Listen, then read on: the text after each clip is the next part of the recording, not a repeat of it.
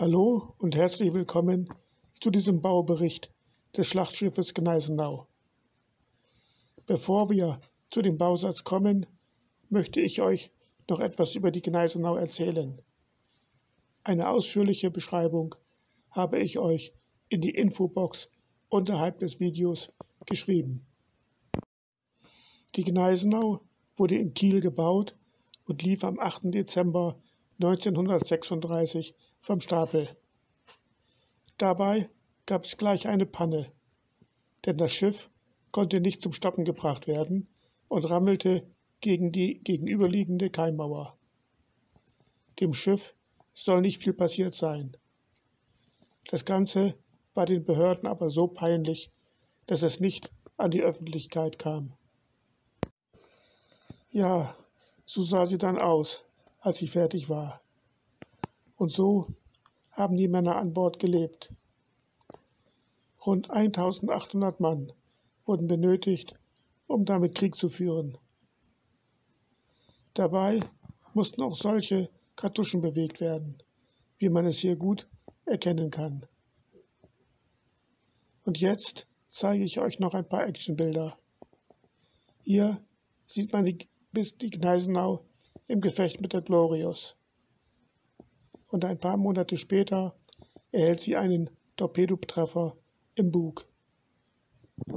Hier ist sie im Englischen Kanal beim Durchbruch nach Deutschland zu sehen. Dabei erhält sie einen Minentreffer. Baubegleitend habe ich das Buch Gneisenau von Wolfgang Kähler gelesen. Er war Artillerieoffizier auf der Gneisenau. Eine Hilfe war auch das Buch von der Emden zur Tirpitz, und die Bilder und Skizzen in diesem Film stammen aus diesen Büchern.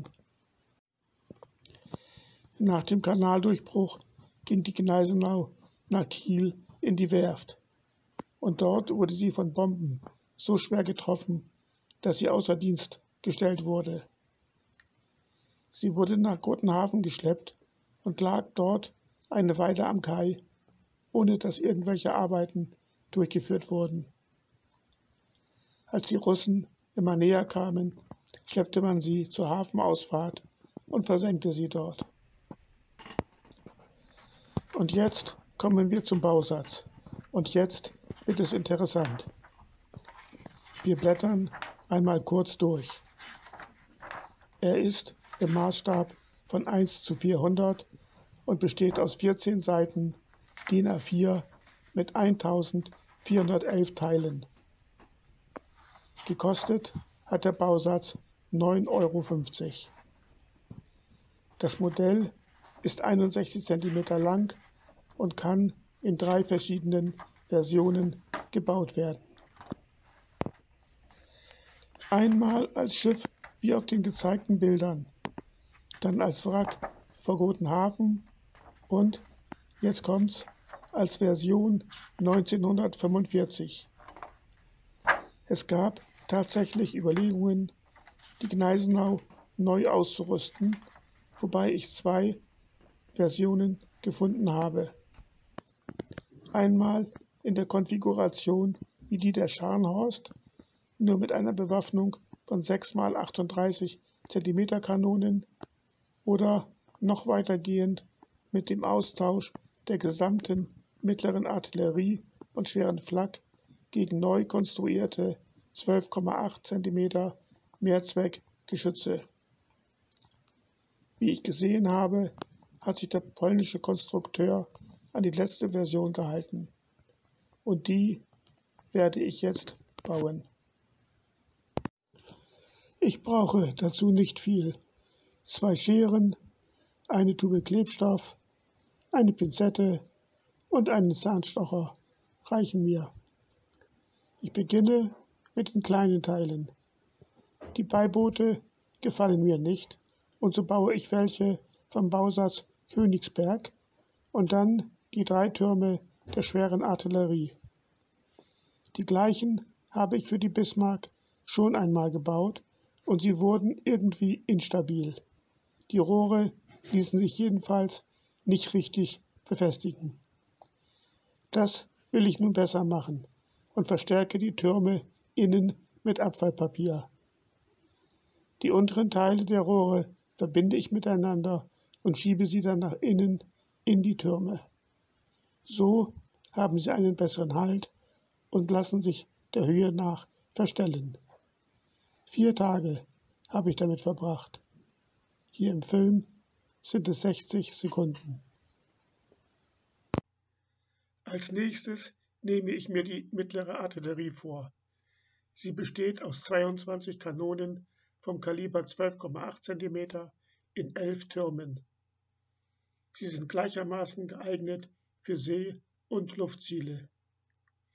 Diese Geschütze waren eine ganz neue Entwicklung, denn vorher hatte die Gneisenau 12 Kanonen vom Kaliber 15 cm für Seeziele und 14 Kanonen vom Kaliber 10,5, die gleichermaßen für See- und Luftziele geeignet waren.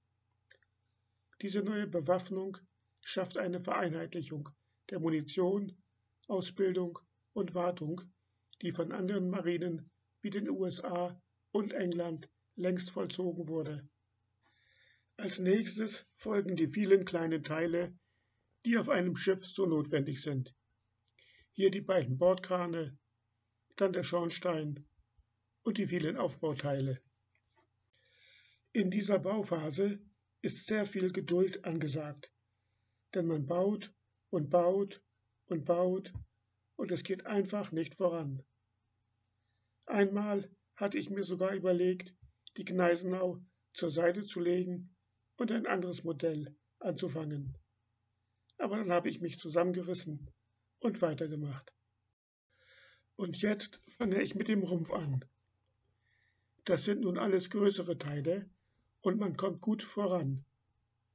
Aber Vorsicht, gerade jetzt muss man sehr genau arbeiten, denn wenn sich der Rumpf beim Bau verzieht, kann man den Bausatz gleich wegwerfen.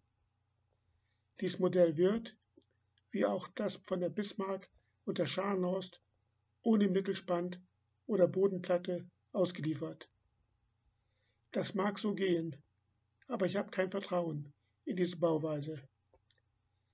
Daher baue ich mir den Mittelspant aus Resten selbst und lasse das Ganze über Nacht gut austrocknen. Das gibt dem Rumpf schon mal eine gute Stabilität. Dann fertige ich mir die Bodenplatte aus stärkerem blauen Karton selbst an.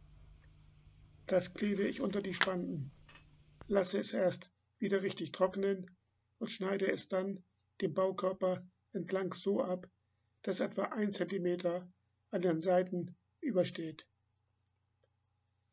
Dann nehme ich die Bordwände, die ich ebenfalls vorher verdoppelt hatte, und klebe sie vorsichtig am Rumpf an.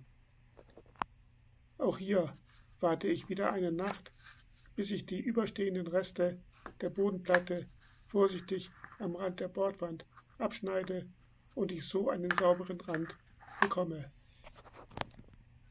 Vom Bausatz her besteht der Rumpf aus 3 Segmenten, die ich auf diese Weise fertigstelle.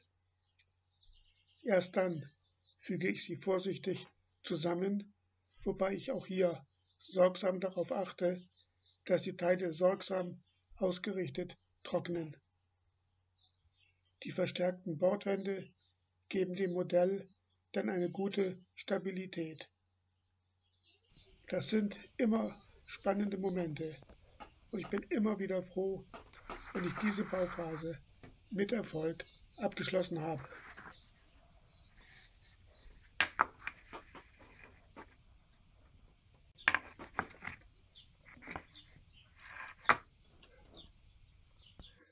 Ja, und dann beginnt der Aufbau der verschiedenen Decks und der vielen kleinen Teile, die auf einem so großen Kriegsschiff notwendig sind. Den größten Teil habe ich vor dem Rumpf gebaut, sodass es jetzt recht zügig vorangeht. Ich mache es deshalb, weil ich gemerkt habe, dass mir nach einer gewissen Bauzeit die Puste ausgeht und ich das Modell dann einfach nur noch fertig haben will. Wenn es dann so viele kleine Teile sind, beginne ich nachlässig zu werden und deshalb baue ich diese Teile gleich am Anfang. Zum Schluss kommen dann noch die Masten und die Takelage. Beides ist nicht im Bausatz enthalten. Für die Masten gibt es aber Schablonen, an die man sich halten kann. Die Takelage ist vereinfacht, weil die Masten, obwohl sie gut verankert sind, immer etwas nachgeben. Damit ist das Modell fertig. 6 Wochen habe ich dafür gebraucht. Hier zeige ich euch nochmal die Teile, die vom Bausatz übrig geblieben sind. Wie ich schon am Anfang erzählte, kann die Gneisenau in 3 verschiedenen Versionen gebaut werden. Es ist für mich ein besonderes Modell, weil ich tatsächlich mit einem Teil des Schiffes in direktem Kontakt war. Der hintere Turm, auch Cäsar genannt, wurde nach der Außerdienststellung der Gneisenau in der Nähe von Trondheim in die Küstenverteidigung Norwegens eingegliedert und wurde nach dem Krieg von Norwegen übernommen.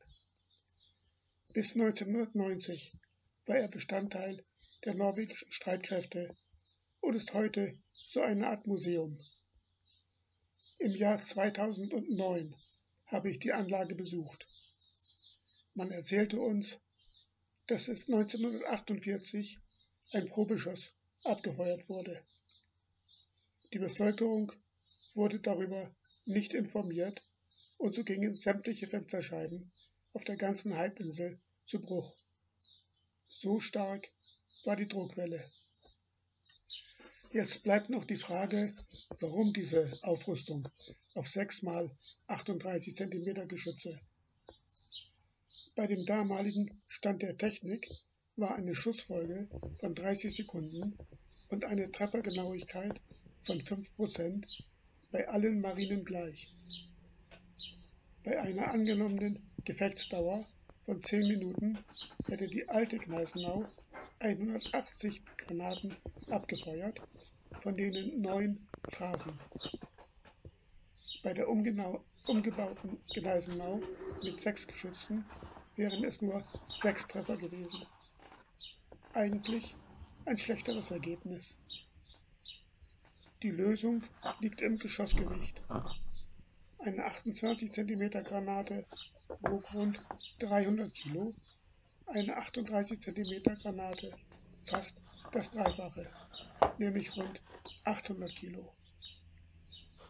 Die Trefferwirkung mit 4800 Kilo war damit doppelt so hoch wie bei der alten Bewaffnung. Diese Grafik verdeutlicht euch noch einmal die Zahlen, die ich gerade genannt habe. Das Foto zeigt mich auf dem Schlachtschiff Massachusetts, das ich im Jahr 2006 besucht habe. Die beiden Granaten sind vom Kaliber 40,6 cm und haben ein Gewicht von rund 1000 Kilo. Das linke Geschoss ist intakt, während das rechte Geschoss 1942 auf das französische Schlachtschiff Jean Bart abgefeuert wurde und später von dort abgeborgen wurde. Bei einer Führung wurde uns erzählt, dass das ganze Schiff mit rund 45.000 Tonnen Gewicht um einen halben Meter versetzt wurde, wenn es eine Breitseite abgefeuert hatte. Jetzt kommen wir auch langsam zum Ende des Bauberichts. Hier zeige ich euch noch einmal die Gneisenau zusammen mit dem Schwesterschiff Scharnhorst, wo man auch gut erkennen kann, dass nach dem Umbau die Gneisenau 10 Meter länger geworden wäre. Die Gneisenau wäre auch, wenn sie denn fertig geworden wäre, bereits veraltet und ohne jeglichen militärischen Wert gewesen. Die Zeit der Schlachtschiffe war zu dieser Zeit bereits abgelaufen und ihre Rolle haben die Flugzeugträger übernommen. Aber es ist für mich Schon erstaunlich, wie es damals möglich war. Ein Ziel am Horizont, das mit dem Auge kaum zu sehen war, zu beschießen und auch zu treffen. Dabei war die eigene Fahrt zu berücksichtigen, die gegnerische Fahrt und Kurs und die Windgeschwindigkeit. Ich sage damit Tschüss und auf Wiedersehen. Vielleicht baue ich auch noch einmal einen Flugzeugträger.